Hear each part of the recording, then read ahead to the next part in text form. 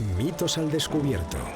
Una serie de investigación del Instituto CEU de Estudios Históricos, dirigida por los profesores Alfonso Bullón de Mendoza y Luis Todores, realizada con motivo del 75 aniversario del comienzo de la Guerra Civil Española.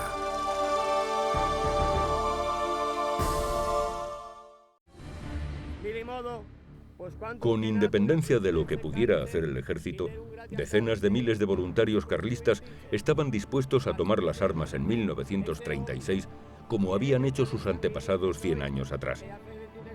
Prácticamente agonizante al producirse el advenimiento de la República, el derrumbamiento de la odiada monarquía liberal y la persecución religiosa desatada por el nuevo régimen, hicieron que el carlismo tomara fuerza y que una vez más los boinas rojas se alzasen en defensa de Dios, la patria y el rey. En una Europa en que se enfrentaban los nuevos totalitarismos con las viejas democracias, el carlismo, la más anciana de las fuerzas políticas del viejo continente, se lanzó a su última contienda con el mismo entusiasmo que la primera vez. Paradójicamente, tras haber sobrevivido a sucesivas derrotas, no logró hacerlo a su teórica victoria.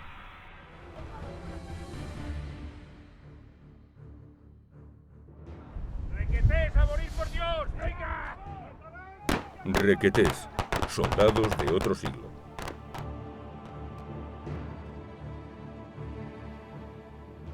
La Guerra Civil de 1936-1939 es la más conocida de nuestra edad contemporánea, pero no es la única. Entre 1833 y 1876, los carlistas protagonizaron 3 cruentas contiendas con cerca de 200.000 muertos en defensa de Dios, la patria, los fueros y el rey. En 1936, cuando habían pasado más de 100 años desde el inicio de la causa, volvieron a tomar las armas siguiendo las órdenes de su último monarca. Su aportación, sobre todo en los momentos iniciales de la contienda, resultó decisiva para el triunfo de los sublevados. Muy acertadamente, el conde de Toreno llamó a su obra sobre la Guerra de la Independencia Historia del Levantamiento, Guerra y Revolución de España, pues en 1808 no solo se inicia la lucha armada contra los invasores, sino que también se pone en marcha un largo proceso político que culminará con la implantación del liberalismo en España. En 1812, la promulgación de la Constitución de Cádiz hacía pensar en un fácil triunfo de las nuevas ideas, pero Fernando VII derogó la legislación liberal cuando regresó a España. En 1820, un golpe de Estado militar instauró de nuevo el régimen constitucional que sería derrocado por la invasión francesa de los 100.000 hijos de San Luis 3 años más tarde. El absolutismo parecía sólidamente afianzado, pero la situación cambió en 1830, cuando Fernando VII tuvo la primera de sus hijas, la futura Isabel II.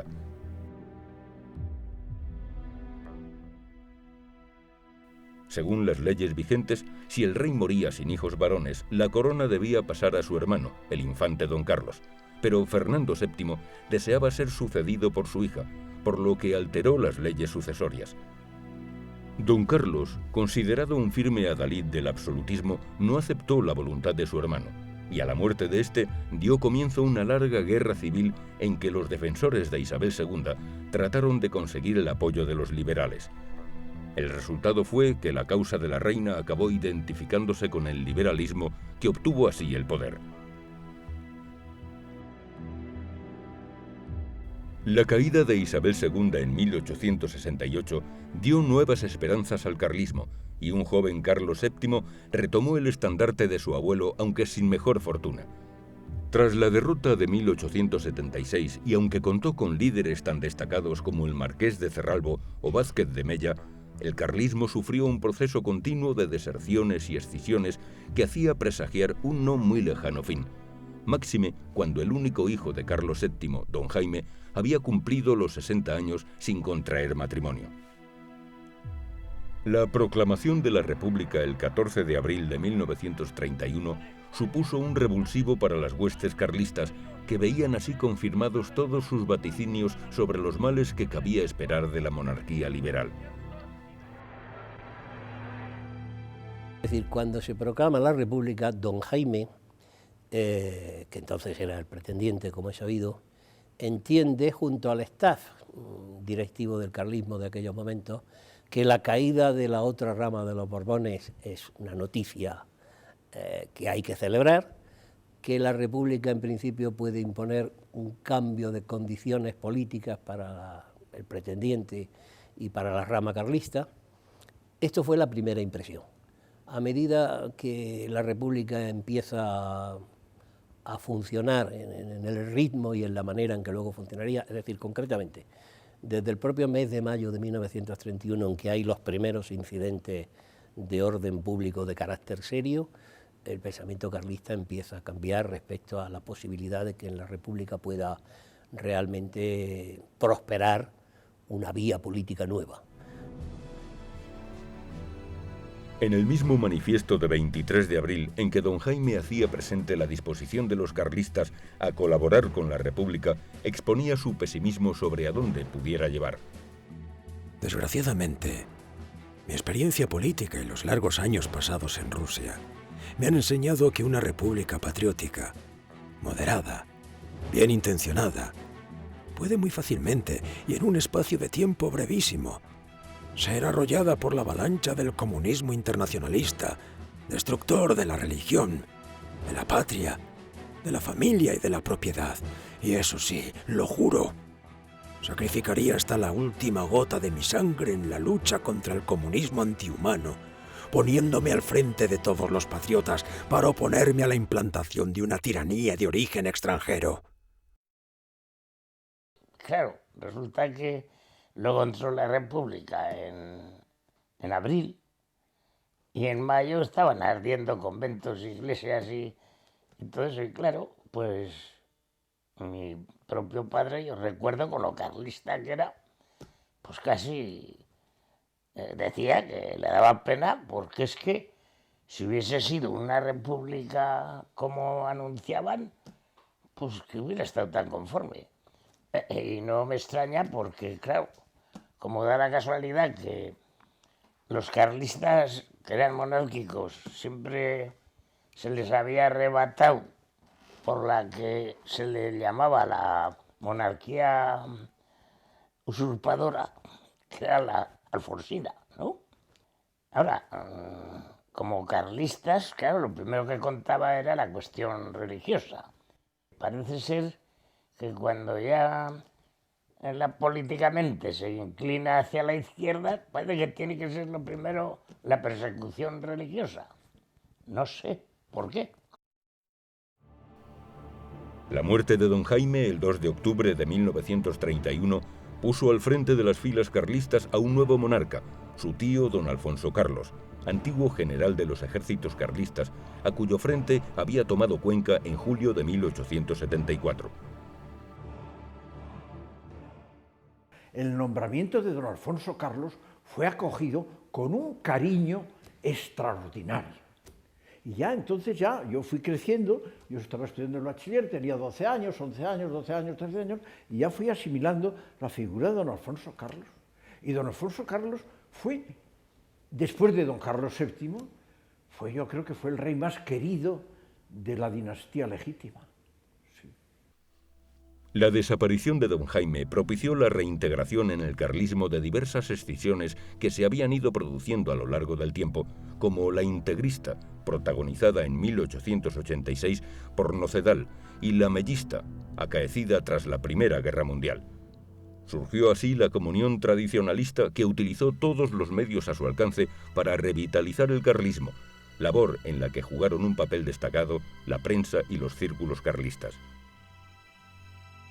Tenían sobre todo el diario El Siglo Futuro en Madrid, que es un poco el buque insignia de la prensa carlista en estos años, más próxima al integrismo y dirigida por Manuel Senante en esos años, pero después tenían diarios en prácticamente todas las provincias españolas y diarios importantes, como eran el Correo Catalán en Barcelona, Pensamiento Navarro, el Pensamiento Alavés y también en Sevilla, bueno, a partir del año 34, La Unión. Tienen una red de prensa, repito, muy potente y muy combativa.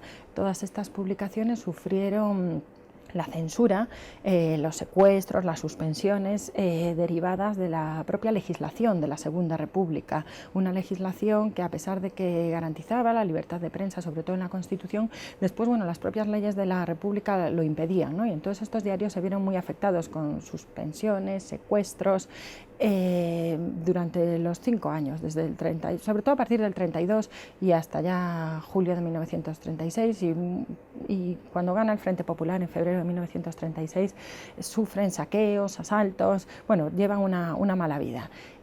Toda la prensa carlista combatió lo que fue la República, y eso sí que lo hizo desde el primer momento.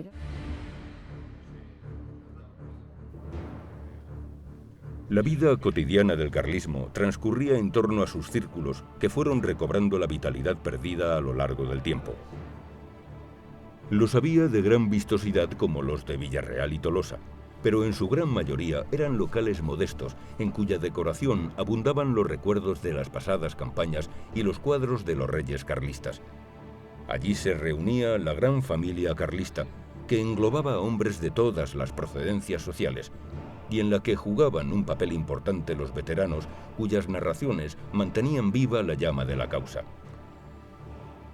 Los círculos se transformaron pronto en auténticos núcleos de conspiración contra el régimen republicano y sirvieron de base para la organización de los boinas rojas, que integraban el Requeté y que recibían en ellos la primera parte de su instrucción militar.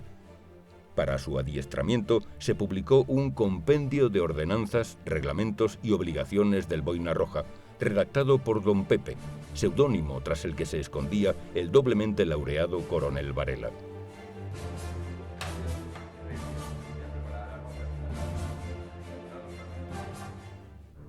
El 31 de marzo de 1934, una comisión de monárquicos alfonsinos y carlistas se reunió en Roma con Mussolini, a quien explicaron sus deseos de derribar la República Española y sustituirla por una monarquía corporativa.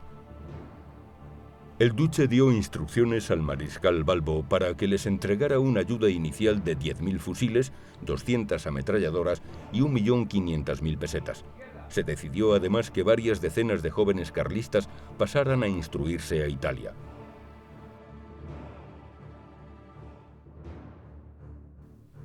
El 3 de mayo de 1934, don Alfonso Carlos nombró al abogado sevillano Manuel Falconde secretario general de la Comunión Tradicionalista. Falconde había sido el artífice de la organización del carlismo en Andalucía, donde logró crear un vigoroso núcleo de requetés, como quedó en evidencia en abril de 1934, cuando varios centenares de ellos desfilaron en el Quintillo ante el antiguo general carlista Conde de la Cortina.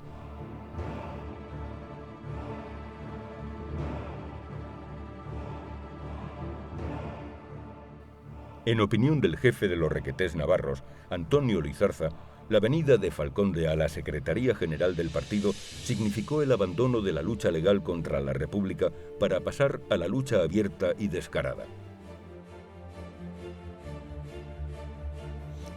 Enrique Barrao, que era oficial de complemento de caballería, o sea, era ya mayor, tenía ideas sobre la instrucción militar. El jefe del requeté andaluz era un don Luis Redondo, que era comandante retirado por la ley de hazaña. O sea, había los dos, esos dos son los que organizan militarmente al requeté de Sevilla. Ya hacen instrucción en orden cerrado, hacen guardias dentro del círculo de requeté, lo transforman prácticamente en un cuartel, leen la orden de servicio, o sea, dan un aspecto militar en paz al requeté de Sevilla. Luego ya se atreven a hacer a teóricas en el campo.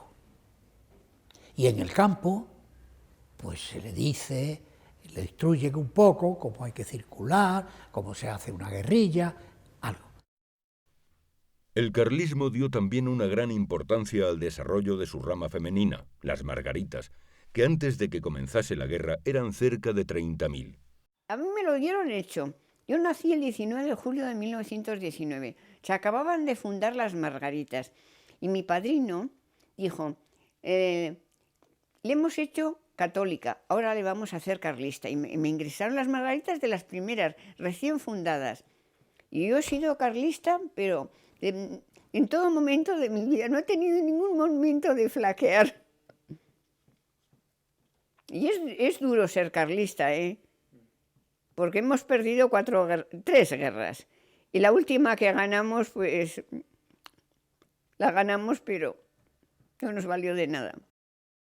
La mujer participó mucho en tiempos de la República y con mucho valor. Porque las Margaritas se jugaron el tipo, ¿eh? Trabajaron bárbaramente. Casi todas las noches teníamos ropero. Y entonces trabajábamos cosas para hijos de carlistas, ¿verdad? Que estaban en necesidad, para hacer chaqueticas y cosas. Luego también para los veteranos. O sea que, y les visitábamos. Había bastante labor. Y luego labor política, hubo muchas que hablaron en mítines. Las maestras, estas tenían más preparación. Y la mujer navarra, pues dio la cara. Y las carlistas verdaderamente, desde el primer momento, estuvieron en la brecha. Poco después, durante la Revolución Socialista de octubre de 1934, fue asesinado en Mondragón el diputado carlista Marcelino Oreja Elósegui, lo que no hizo sino reforzar la vocación bélica del carlismo. Tanto en Navarra como en el resto de España, los requetés recibían instrucción militar de oficiales del ejército, constituyéndose una red a cuyo frente estaba la Junta Militar Carlista establecida en San Juan de Luz.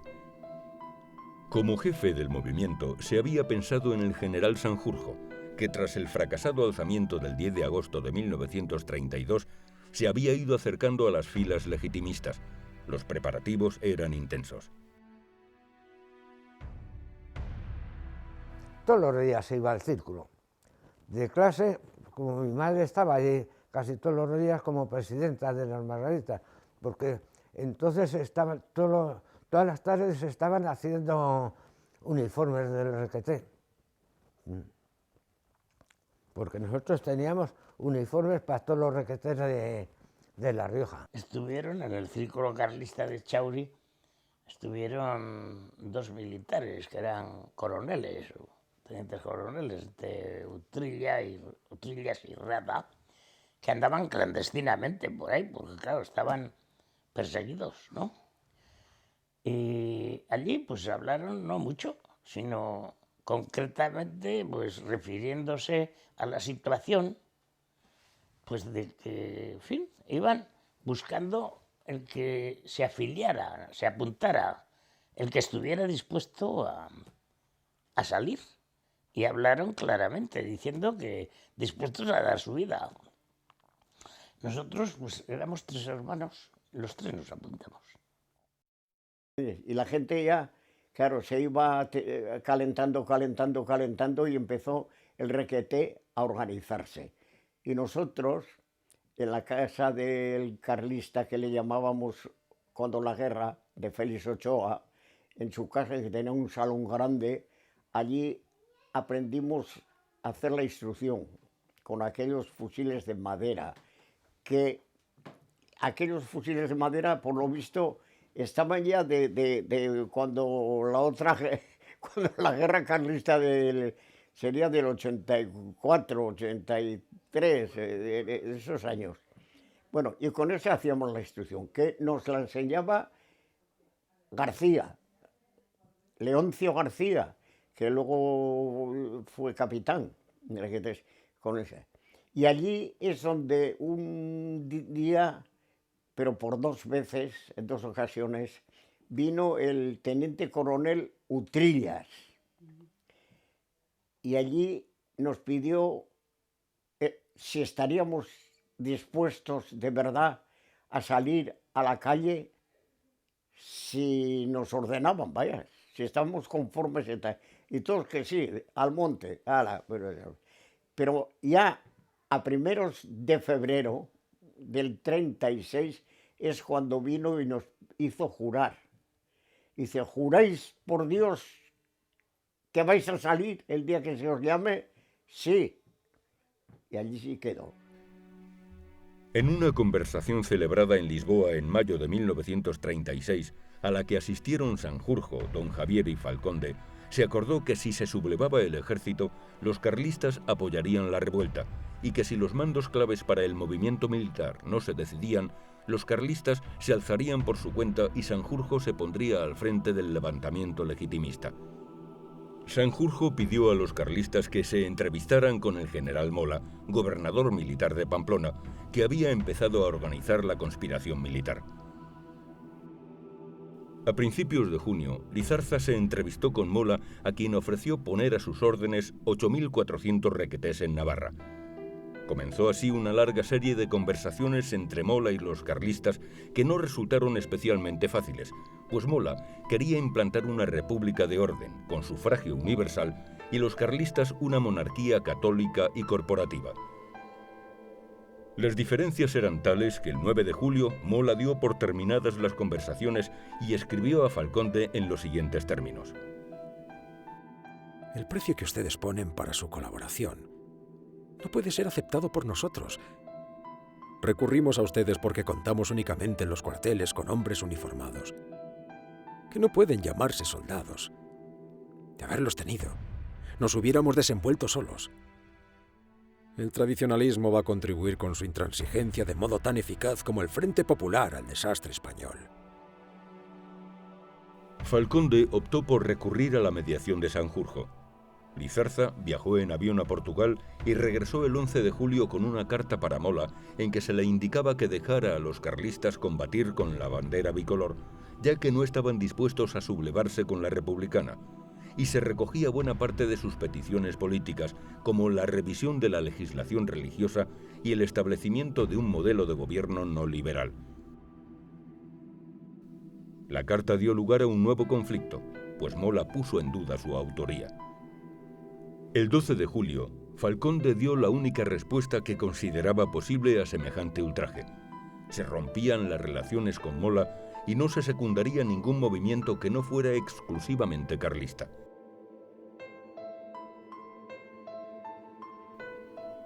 La noticia del asesinato de Calvo Sotelo fue determinante para que se consiguiera llegar a un acuerdo, que no fue otro que la aceptación por Mola de las orientaciones dadas por Sanjurjo en su carta y las que más adelante pudiera dar como jefe del gobierno.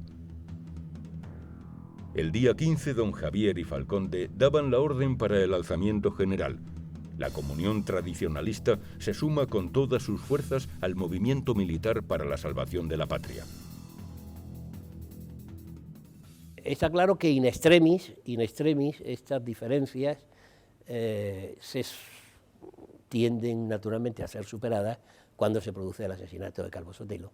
Y entonces ya don Javier de Borbón, Falconde, etcétera, como dice Falconde en una carta a don Alfonso Carlos claramente, el destino del país una vez asesinado Calvo Sotelo ya es distinto.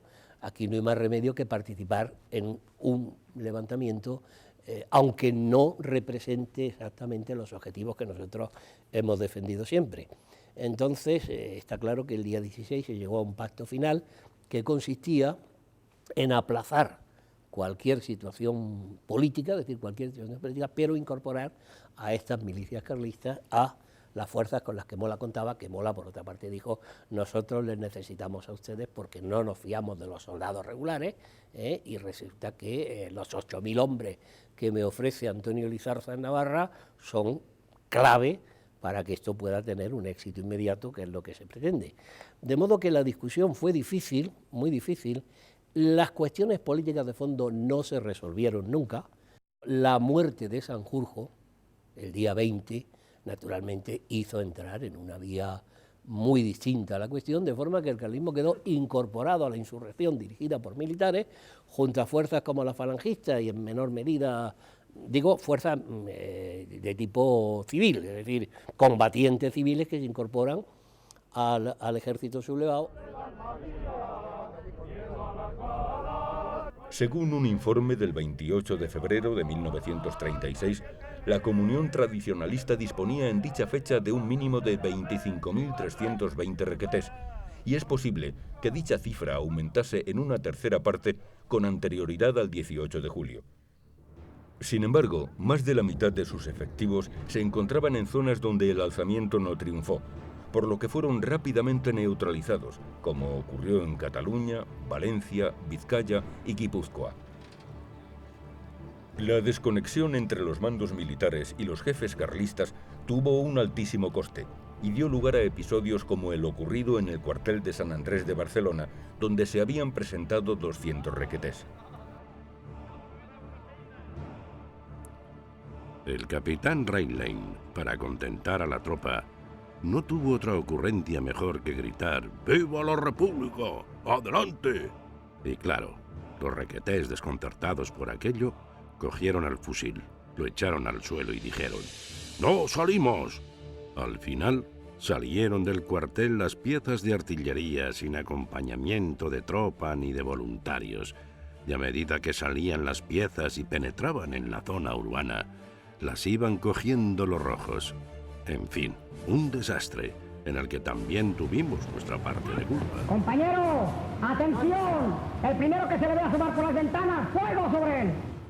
En Navarra, sin embargo, todo ocurrió como se había dispuesto, y en la madrugada del 19 de julio, miles de requetés se concentraron en la plaza del Castillo de Pamplona, con lo que no solo aseguraron el triunfo del alzamiento en la ciudad, sino que también proporcionaron las reservas humanas necesarias para reforzar Logroño y Zaragoza, llegar hasta la Sierra de Madrid y conquistar Guipúzcoa. Nosotros estábamos en Leiza y los chicos pues no pudieron aguantar, y mi hermano Chan se vino, y mamá también se vino, y todo el mundo nos fuimos a Pamplona. Y en Pamplona, la plaza del Castillo, era un estallar, continuamente llegando en requetés y requetés de los pueblos para ir a los cuarteles a ver a dónde les mandaban y demás. Y lo comimos con los chicos, que es la última comida que hicimos. Y luego dijeron, ahora nos vamos a los cuarteles porque nos vamos a Madrid. Y vamos a entrar en Madrid enseguida. Ya lo daban por seguro que iba a ser una marcha triunfal. Los dos murieron, sí. El uno murió en Somosierra de un tiro, en la toma de Navafría. Y el otro, pues, cogió una enfermedad de pena, de tristeza, y murió al poco tiempo. En menos de un año murieron los dos. Él quiso ir de su propio pie al puesto de socorro, pero le dijeron que no, si no puedes, dice, pues no importa, no quiero exponer a nadie que muera por mi culpa. Y llegó al puesto de socorro y los carlistas que había allá le dieron ánimos y le dijeron, pero que eres muy joven que sales de este. Y dice, si yo he salido para morir por Cristo, ¿qué más bello morir? Y murió allá. Y luego lo trajeron a enterrar a Pamplona y está enterrado en el cementerio con el otro hermano. Este homenaje a las heroicas brigadas es de gratitud a los que liberaron a Guipúzcoa y entraron en la capital el 13 de septiembre de 1936. Es admiración profunda a los libertadores del norte y es también demostración brillante y auténtica de que Guipúzcoa es una provincia española que sabe vibrar como las primeras en fe patriótica y amor a España. El pueblo se asocia espontáneamente al homenaje.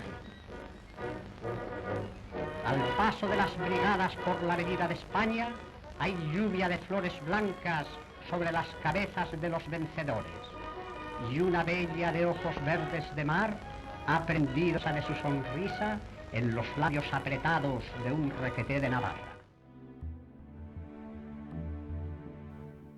La toma de San Sebastián permitió que apareciera una publicación infantil carlista de gran calidad, Pelayos. La revista Pelayos fue excelentísima, y fue creada o recreada o creada o nacida en San Sebastián de manos de un grupo de catalanes refugiados en San Sebastián. Uno de los refugiados que huyeron de Barcelona era un dibujante que se llamaba Serra Massana. Este Serra Massana era el dueño o el editor o el redactor jefe de un periódico infantil que se llamaba el TVO, el TVO. Entonces, no había más que el TVO, que era un gran negocio porque era el único que se vendía en España. Pero todo el equipo del TVO huye de Zona Roja, de Barcelona Roja, por Irún pasa San Sebastián. El hecho es de que relanzan la revista Pelayos, que era semanal, valía, no sé si eran 10 céntimos, y tiraban 100.000 ejemplares en toda zona nacional. Y entonces los de Falange dijeron, nosotros también vamos a hacer para nuestros niños, vamos a hacer otro periódico, se llamaba Los Flechas. Pero tenía una calidad muy inferior y una venta muy inferior. Llegó la unificación y entonces dijeron, como ya estamos todos unificados, muera Pelayos y muera Flechas y vamos a hacer una nueva revista que depende de las jerarquías del movimiento, que se llama Flechas y Pelayos. Una sola revista y conjunción copulativa, Flechas y Pelayos. Y eso fue la muerte de Pelayos, lo mismo que murió la Comunión Tradicionalista con la unificación. Tras el fracaso de las operaciones sobre Madrid de finales de 1936, el mando nacional decidió concluir con el Frente Norte, y en dichas operaciones jugaron un papel privilegiado las brigadas navarras, en las que se encuadraban numerosos tercios de requetés. En buena medida se trataba de una guerra civil dentro de la guerra civil, pues carlistas y nacionalistas creían en Dios, hablaban en vasco, cantaban el Guernicaco Arbola y respetaban los fueros.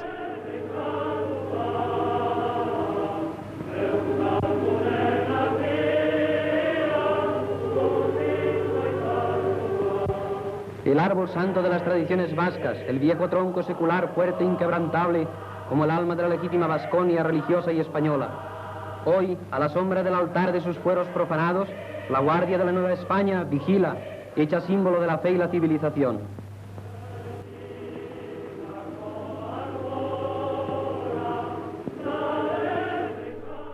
A pesar del famoso cinturón de hierro que circundaba a Bilbao, el 19 de junio de 1937, los carlistas consiguieron su viejo propósito de entrar en la capital, ante la que 100 años antes había sucumbido Zumalacárregui, el mejor de sus generales.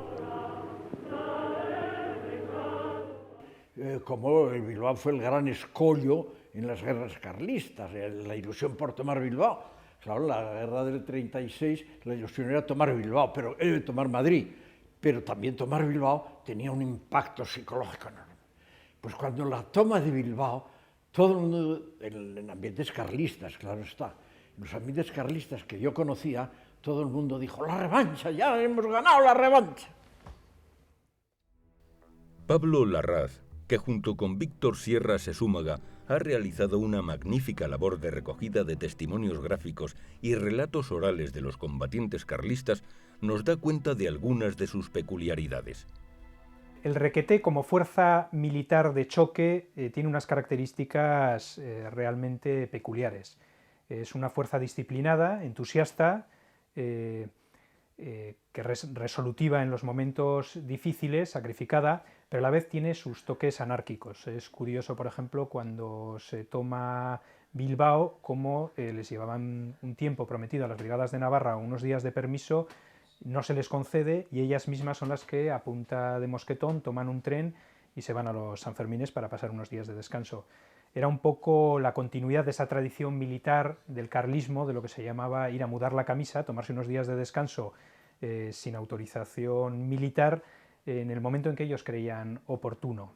Esto no resta operatividad a las fuerzas en el sentido de que luego muchas veces ellos mismos regresan a su puesto y se traen al hermano pequeño para engrosar el tercio. Aunque la ofensiva republicana de Belchite paralizó temporalmente su avance en el norte, las brigadas navarras reanudaron su ofensiva sobre la cornisa cantábrica el 14 de agosto. Tras los primeros combates, los gudaris se retiraron sobre Santoña, lo que facilitó el avance de las tropas nacionales que el 26 de agosto entraban en Santander. Pocos días después de que los nacionales reemprendieran la ofensiva sobre el norte, las tropas republicanas lanzaron un nuevo ataque para tratar de aflojar la presión a la que se veían sometidos sus compañeros de armas. El objetivo elegido fue Zaragoza, empresa para la que se concentró gran cantidad de medios materiales y humanos, y que no era descabellada, pues los efectivos nacionales de la zona eran reducidos. El éxito o fracaso de la empresa vendría dado por la celeridad con que se consiguiera superar la primera línea de las defensas nacionales, situada a 60 kilómetros de la ciudad.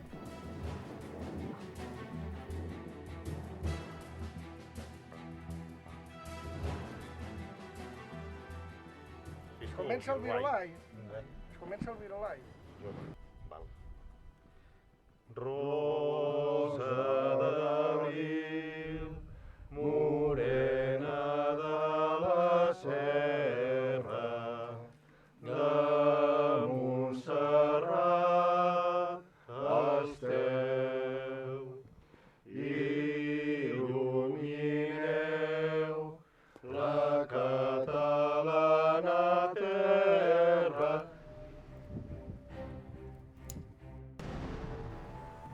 A las 5 de la madrugada del 24 de agosto de 1937, un par de brigadas republicanas con apoyo de artillería y caballería atacaron la posición de Codo, guarnecida por 180 requetés del tercio de Montserrat, formado por carlistas que habían logrado huir de Cataluña. A ellos se unieron 40 falangistas de la guarnición de Belchite, que habían salido de maniobras y no pudieron volver a su base.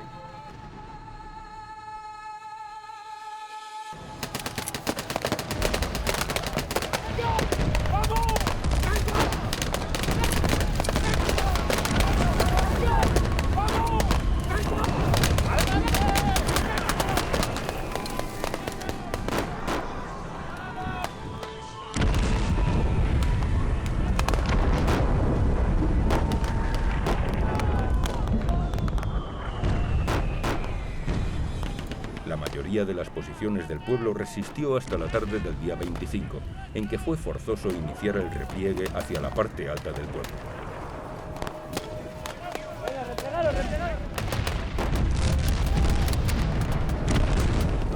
Un grupo de defensores se concentró en la iglesia y la casa del cura, y otro en el ayuntamiento. Agotadas las municiones, el grupo del ayuntamiento trató de abrirse paso a la bayoneta y fue aniquilado.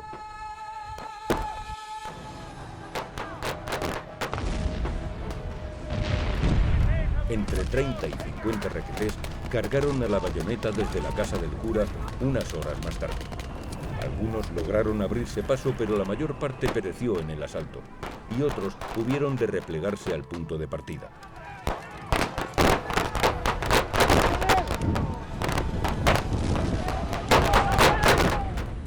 Cuando oscureció, evacuaron la posición en pequeños grupos, de los que muy pocos consiguieron evadirse. Antes de la huida, quemaron sus documentos personales para evitar que, en caso de caer en poder del enemigo, pudieran tomar represalias sobre sus familias. De los 220 defensores, sobrevivieron poco más de 40, pero su resistencia, al igual que la de las guarniciones de Quinto y Belchite, fue clave para el fracaso de la ofensiva republicana. ¡Vamos, no dejes hierro!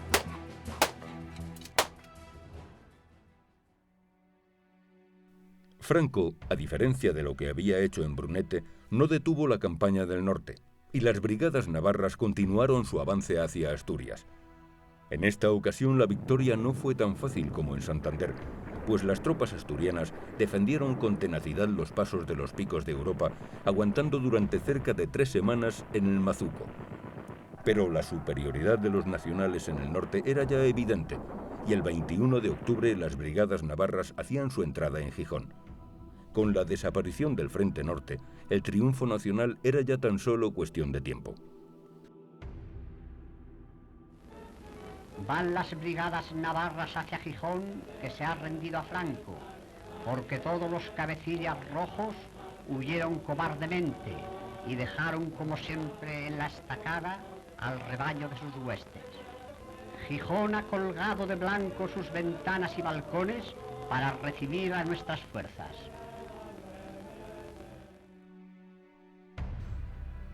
En noviembre de 1937, aprovechando que las brigadas navarras en las que tan importante papel jugaban los tercios de Requetés estaban reorganizándose tras el final de la campaña del norte, Franco presidió en Pamplona una vistosa parada militar en que agradeció a Navarra el fervor con que había apoyado la sublevación, otorgándola la máxima distinción militar, la Cruz Laureada de San Fernando. En el resurgir de España se destaca Navarra de modo señalado por su heroísmo y sacrificio. Fue Navarra la provincia en que se fijaba la mirada de los españoles en los días tristes del derrumbamiento de la patria.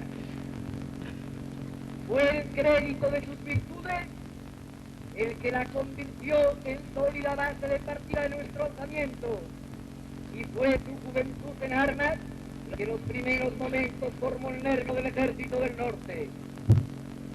Durante toda la campaña, los navarros con su bravura legendaria, encuadrados en los tercios de Requetés, en banderas de falange y en batallones, rivalizan en valor con las más distinguidas fuerzas del ejército. En diciembre de 1937, las brigadas navarras abandonaron Pamplona y comenzaron una nueva campaña que les llevó a tomar parte en las batallas de Teruel y Alfambra, la llegada al Mediterráneo, la campaña sobre Valencia, la batalla del Ebro y la conquista de Cataluña.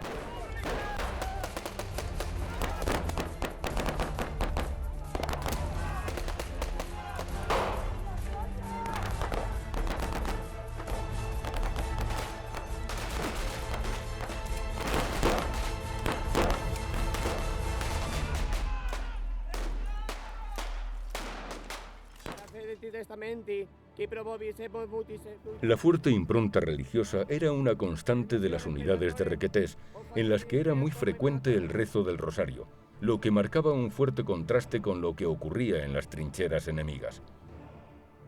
Eso fue en septiembre del 36, camino de Peñarroya, Pueblo Nuevo.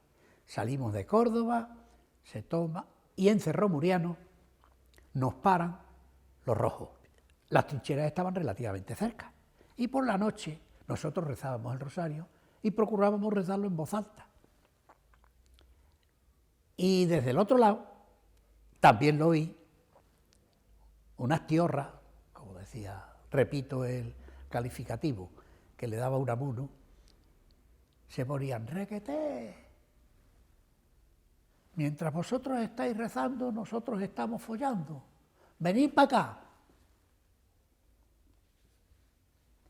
Y hablo con las palabras que ellas decían, de modo que si a alguien le suena mal en el oído, pues no lo sé, lo quita usted o hace lo que quiera. Pero esas son las palabras que ellas decían. Yo luché en un tercio de Requetés andaluz, no navarro, y llevé, como casi todos, un detente. Pero el detente no era ninguno, ni yo ni los que estábamos alrededor, creíamos en el poder milagroso del detente, en absoluto. No era nada más que una demostración pública de la fe que nosotros llevábamos. Sencillamente, ese era un detente. Tal como ocurriera en las filas carlistas 100 años atrás, en los tercios eran constantes las referencias a Dios y al rey. Nosotros, pues eso, viva Cristo Rey, siempre. Nuestro grito principal era viva Cristo Rey, viva España y viva el Rey. Las tres cosas se gritaban. Nosotros por lo del viva el Rey hemos tenido muchos follones. Y nosotros, toda la gente rompían fiestas, viva Franco, viva España, nosotros viva el Rey. Siempre.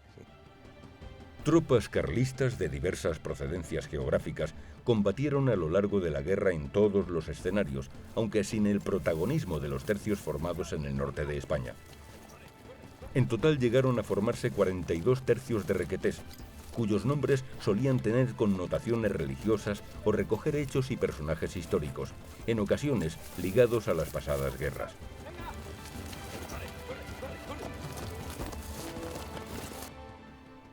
Entre las unidades que más se distinguieron a lo largo de la campaña, cabe citar al tercio de Lácar, que tuvo 720 muertos, o sea, más que el total de sus efectivos teóricos, y a los de Montejurra y Navarra, con más de 1000 bajas, cifras muy altas para unidades tipo batallón.